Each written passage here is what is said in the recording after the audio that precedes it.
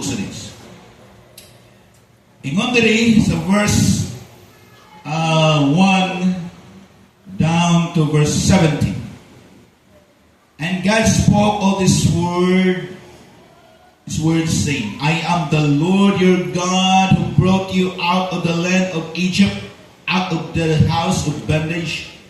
You shall have no other gods before me. You shall not make for yourself carved image, any likeness of anything that is in heaven above, or that is in earth beneath, or that is in the water under the earth.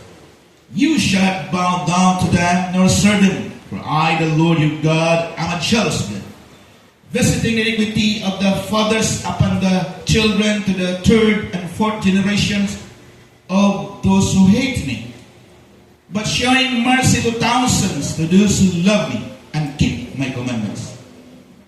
You shall not take the name of the Lord your God in vain, for the Lord will not hold you guiltless who takes his name in vain. Remember the Sabbath day to keep it holy. 6 days you shall labor and do all your work, but the seventh day is the Sabbath of the Lord your God. In it you shall do work, you nor your son, nor your daughter, nor your male servant, nor your female servant, your cattle, nor your stranger who is within your gates. For in 6 days the Lord made the heavens and the earth, the sea and all that is in them, and rested in the seventh day. Therefore the Lord blessed the Sabbath day and hallowed it. Honor your father, your mother, that your days may be long upon the land which the Lord your God is giving you. You shall not murder. You shall not commit adultery. You shall not steal. You shall not bear false witness against your neighbor. You shall not covet your neighbor's house. You shall not covet your neighbor's wife, nor his male servant, nor his female servant, nor his ox, nor his donkey, or anything that is your neighbor's. Narinig son, anong gihatag kining mga commandments, the 10 commandments.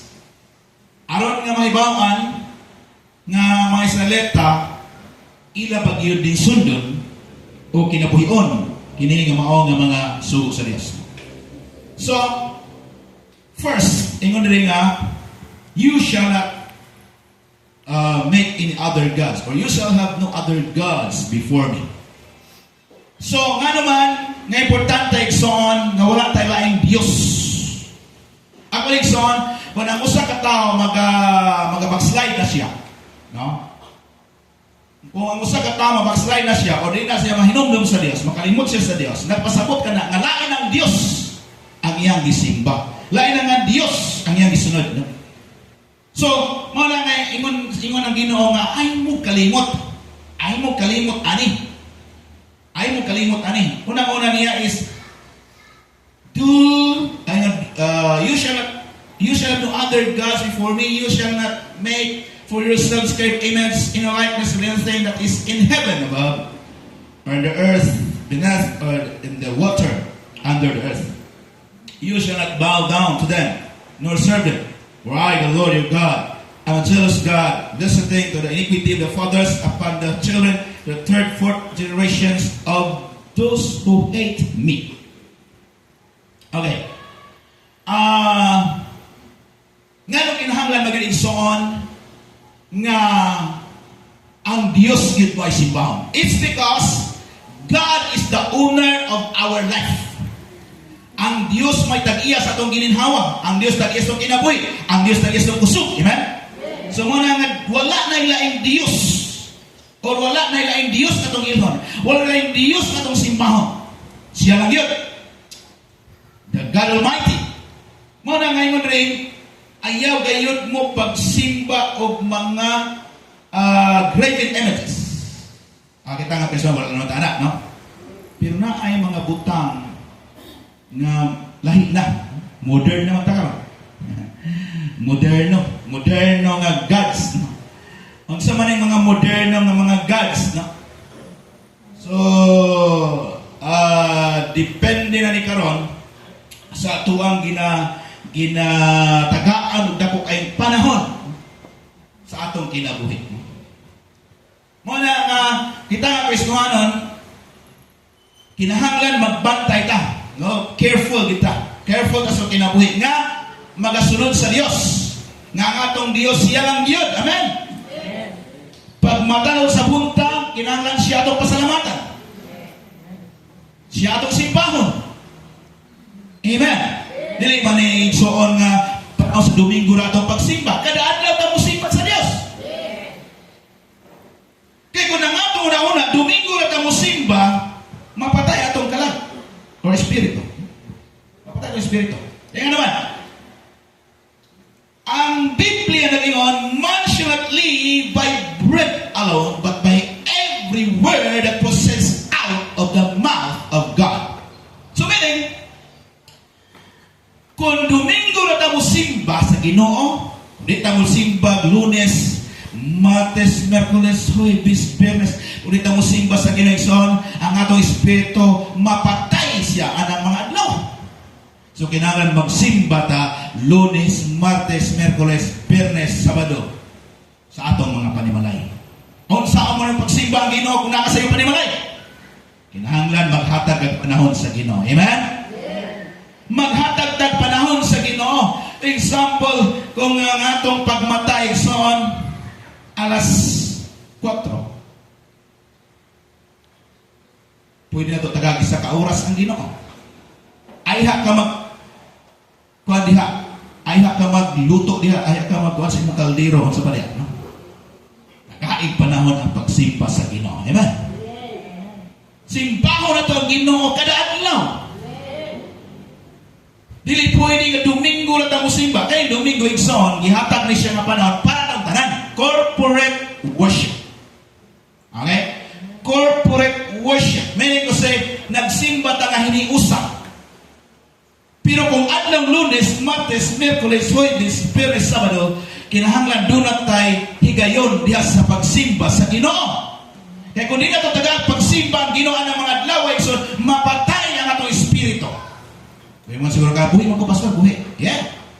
Buhi imong kalat. Buhi imong lawas. Pero yung espiritu, kumusta? So manang kinahanglan mo, simba ka sa Ginoo, Lunes, Martes, Merkules, Huwebes, Biyernes, Sabado, pinaagi sa atong pagpasalamat sa Ginoo, pagdaig sa Ginoo, pag-apre sa Ginoo, pagbasa sa Bible, then we worship God. Amen? Manang magsimba ka sa Ginoo, kanang adlaw. Kung kining Domingo, hiniusa na ito nga pagsimba sa Ginoo. Amen? E nga naman, isugo ko punta sa Ginoo na. And Hebrews chapter 10 verse 25, ingon diha nga, ayaw pag undanga ang pag nagtigong diha sa balay ta Dios. E nga naman, pinagi na madasig ka, magdinasigay. Amen? Magdinasigay, amen? Nakapangusta ba kasi mga isun kayo na? Nakita ba ni mo yung now smiling? Praise God. Hallelujah. Pinagyan na ikson, makita na ito ang magkaiksunan. Oy, naman ito yung magkaiksunan ng Marsilyo. Sa una ikson, ako rin, ako pong naluwas pa. Dito sa Assemblies of God sa Palao. May pulong yung dito ikson, bago pa ko naabot dito, bago pa ko nakasulod dito.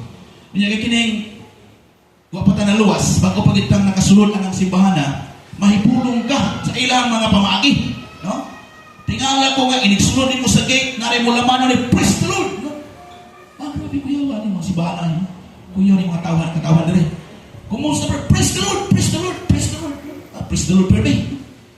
Praise the Lord, anak ko nga, di basta-basta rin, praise the Lord. Kuya, dayon ako nakita dito ba, bago pag ko dito, ako na-observe ba, kada hapon sa Domingo, MM magsangyaw, WM magsangyaw, young people magsangyaw, young professional magsangyaw, mga bata rin magsangyaw. Ano mo sangyaw mga bata pa, no? Kung grabe kainit yung sibanan eh. Kuyaw niya siban.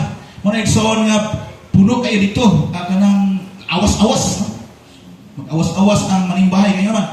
Hindi man di mag-awas-awas nga, musangyaw mga WM, musangyaw mga MM, musangyaw mga young people, musangyaw mga young professional. Asa ka kita nagsiban yan, anak? Anak ko nga di, basta-basta nagsiban eh. Daghang makabig, daghang manas nila sa Ginoo. No? Isa pa ito mga iglesia ni Kristo, madala dos nila sa Ginoo. No? Kaya nga naman, dili basta-basta ang papanguhat sa Diyos. No? Glory to God. Muna nga, akong nakita igsoon nga importante gid ang pagtuman sa kabuton sa Dios. No? Importante ang pagtuman sa kabuton. Nga naman, kay sa diyang buhaton nato ang kabuton sa Dios, nagpasabot ka na ang giilan na ang Dios kada adlaw. Giilan na ang Dios atong kinabuhi. Kay kung atong kalimtan ang mga gisugo sa Dios, nagpasabot ka na nga nakalimot mo ta sa Dios. Munang ginadit na malimot sa mga unsay mga tulumanon o gisugo sa Dios. Amen? Kaya nagpasabot ka na nga nakaila ka sa Ginoo, nagpasabot ka na nga na ang Dios kauban nato. Hallelujah! Praise God! Then